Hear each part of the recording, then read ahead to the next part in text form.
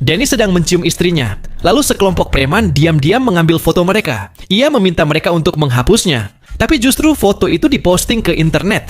Istrinya ingin Danny memberi mereka pelajaran. Namun, Danny dikenal di kota sebagai orang yang lemah. Bahkan ketika orang-orang menghina dirinya, ia tidak pernah melawan.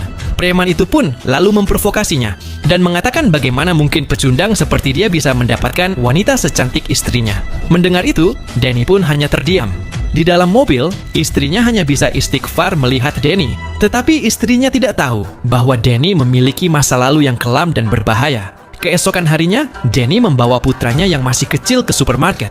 Saat membuka pintu kulkas, seorang pembunuh bayaran diam-diam mengincarnya. Lalu, dengan gerakan lincah dan cepat, Danny berhasil menghindari setiap serangan.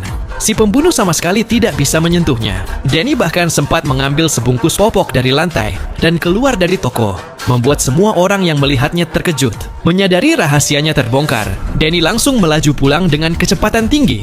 Namun setibanya di rumah, ia berlagak seolah tidak terjadi apa-apa. Para tetangga hanya terdiam kaku, terpana dengan apa yang baru saja mereka lihat. Danny tahu ia harus bergerak cepat. Ia mengeluarkan sebuah tas besar dari bawah tangga.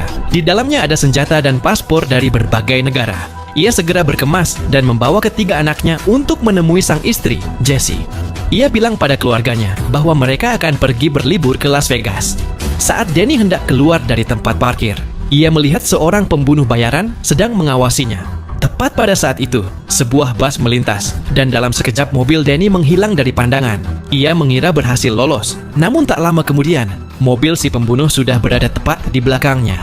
Saat itulah Danny sadar pasti ada pelacak di mobilnya. Kalau tidak, mereka tak mungkin menemukannya secepat itu. Untuk mengatasi masalah itu, ia pergi ke dealer mobil tempatnya bekerja. Ia mengangkat mobil pura-pura memeriksa, lalu dengan cepat menemukan alat pelacak yang tersembunyi di bawahnya. Ia mencabutnya dan diam-diam menempelkannya ke mobil seorang rekan kerja yang hobi balapan.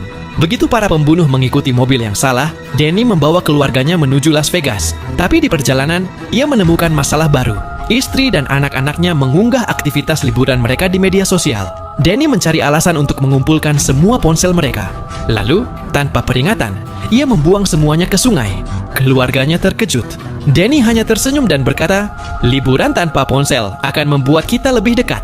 Sementara itu, di rumah Danny, Mike pemimpin para pembunuh tiba. Saat melihat foto keluarga bahagia Danny yang berjumlah 5 orang, ia marah besar. Ia segera memerintahkan semua anak buahnya dan para peretasnya untuk menemukan Danny dengan cara apapun. Nah, cuplikan adegan film ini bisa kalian saksikan dengan judul The Family Plan 2023. Danny sedang mencium